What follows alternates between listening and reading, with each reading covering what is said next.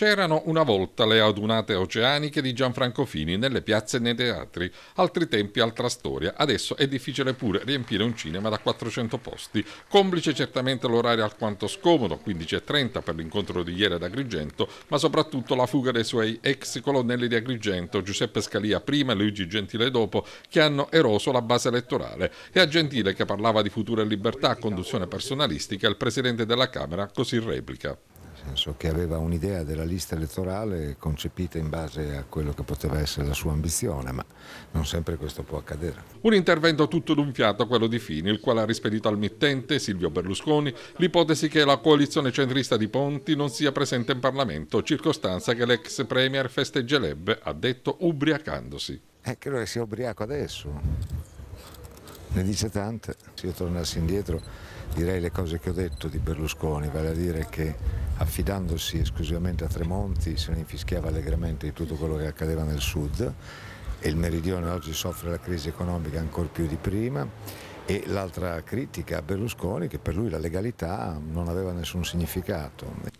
Fini ha sottolineato poi l'importanza del voto in Sicilia per il Senato, decisivo per le sorti della vittoria dell'una o dell'altra coalizione, fiducioso che alla fine anche i siciliani comprenderanno gli sforzi compiuti dall'Italia sotto Monti. No, voteranno sicuramente avendo ben chiaro che si deve garantire un governo degno di tale nome al Paese e che la coalizione guidata da Monti rappresenta l'unica novità, se no saremmo ancora al confronto tra Berlusconi, alleato come sempre della Lega, contro le sinistre, o le sinistre contro Berlusconi e la Lega. Sono convinto che la coalizione il 15-20% lo prende, dopodiché con Casini avevamo messo chiaramente in conto che soprattutto alla Camera, essendoci 3 liste, ci poteva essere un effetto premiante nei confronti della lista Monti, ma è anche noto che abbiamo già deciso che dopo il voto i gruppi parlamentari saranno unici. Campagna elettorale un po' difficile e diversa dalle altre. Ma molto difficile perché c'è molto distacco tra l'agenda e la politica. Noi dobbiamo